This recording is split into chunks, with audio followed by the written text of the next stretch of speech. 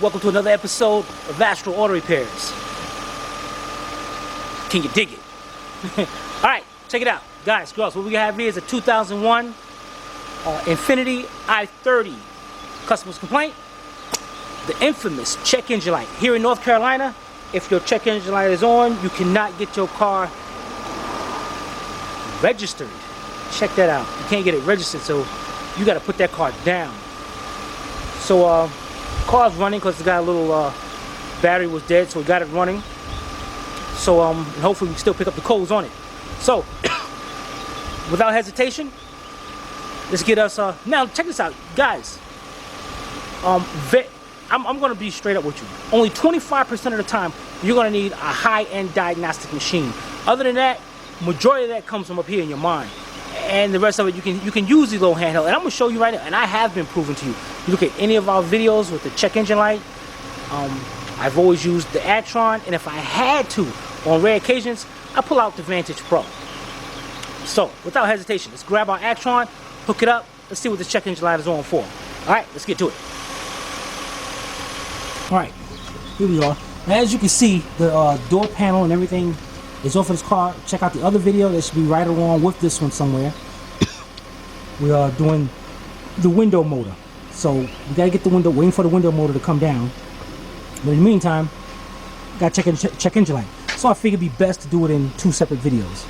Alright, so let's get up under here. Get our Actron. And let's see, where's the diagnostic connector? It's right there. So let's get it hooked up. I'm gonna show you just how good. I mean, you don't need that kind of equipment, and I'm gonna show you. All right, let's get this thing hooked up somewhere in there. What the heck, man? All right, there we go. All right, now what we're gonna do here? Now you can either do two things. You can go on the vehicle specific, or what the heck? Don't unplug. All right, you can go on the vehicle specific, and our check engine light is on, or you can go on the global. A lot of times I go on the global, but you can, it's best sometimes to go on the vehicle specific, because sometimes you get more of a better code reading. So what we got here, let's go over here. Battery's low. Yeah, we know. Alright, now let's see, we're gonna go down to Asian. Scroll down. Infiniti. It's a 2001.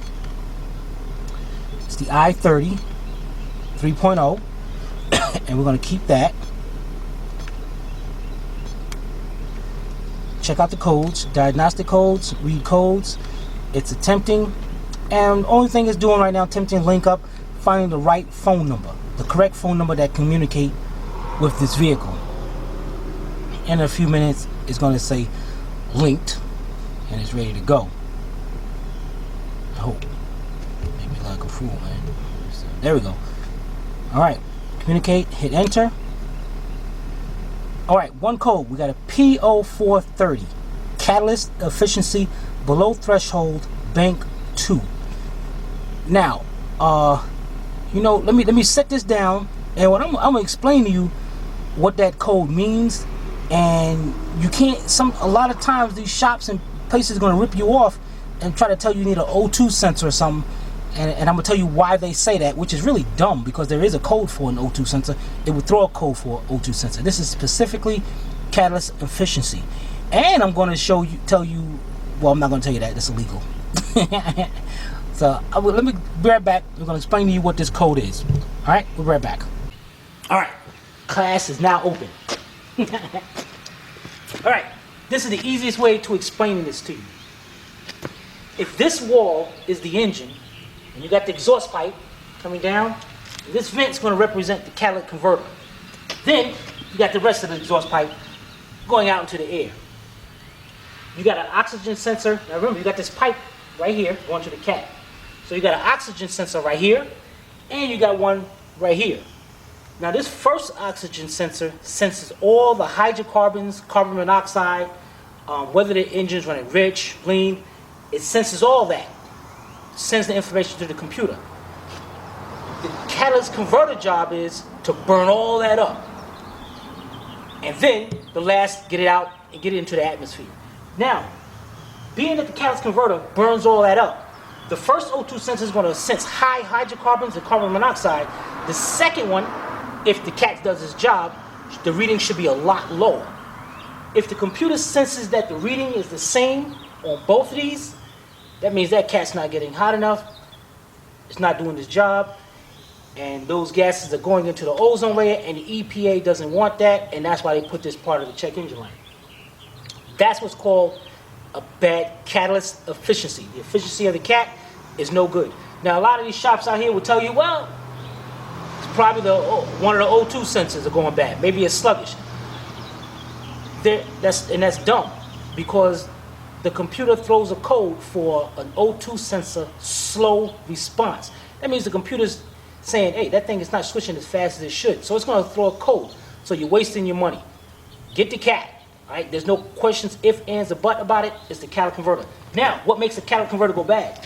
You can have a misfire, which means if you haven't had a tune-up in a while, if you got an exhaust leak. If you got an exhaust leak up here, and you got air coming down in here too, it's going to burn that cat right up. All right? It's a possibility you can try all these additives, sea foam, and all this. Whether they work, I don't know, and don't really care, because that's not the way to fix the car. It's just a temporary thing. And you may take a chance of blowing something else up, especially on some of these systems that have two catalytic converters. So if it does clean that one, it's going to take all that junk and burn, go down to the next one, especially on a lot of Ford vehicles. All right? So the car needs a catalytic converter. All right? Let's get back. All right, now we're back at the car. Now, P0430 is going to be bank 1. P0430 is bank 2. So you got to find out which one is bank 1 and bank 2. Bank 1 is wherever the number 1 spark plug is located at. Now, on 4 cylinders, you only got bank 1. So this one's, now bank 2 is right over here. So it's the first cat on this side that's no good. So that's your problem, and that's what you're going to have to change. No ifs, ands, or buts about it. Check the car. Again, make sure the car is running good. Make sure there's no misfires, vacuum leaks on the exhaust system. Because if it is, you're going to burn that cat right out again. It might take a little while, but you will burn it out again. Alright, we'll be right back. Alright, there you go. Quick, easy way of diagnosing P0430 catalyst efficiency below threshold bank 2. Any questions, be sure to put them in the comment or email me at tim@astralautorepairs.com. And be prepared, here comes our second video, part 2, band. And it's going to be pretty interesting, because actually what I'm going to do here, because somebody I had the band already from messing around, saying they want to see proof. Well, here it comes. I'm going to take a name, the top people who have been stupid on our channel. I'm going to show you proof about why we banned them. And I know you know who I'm talking about. All right, this is Timmy from Astral Auto Repairs. If we can't repair it, nobody can. Take it easy.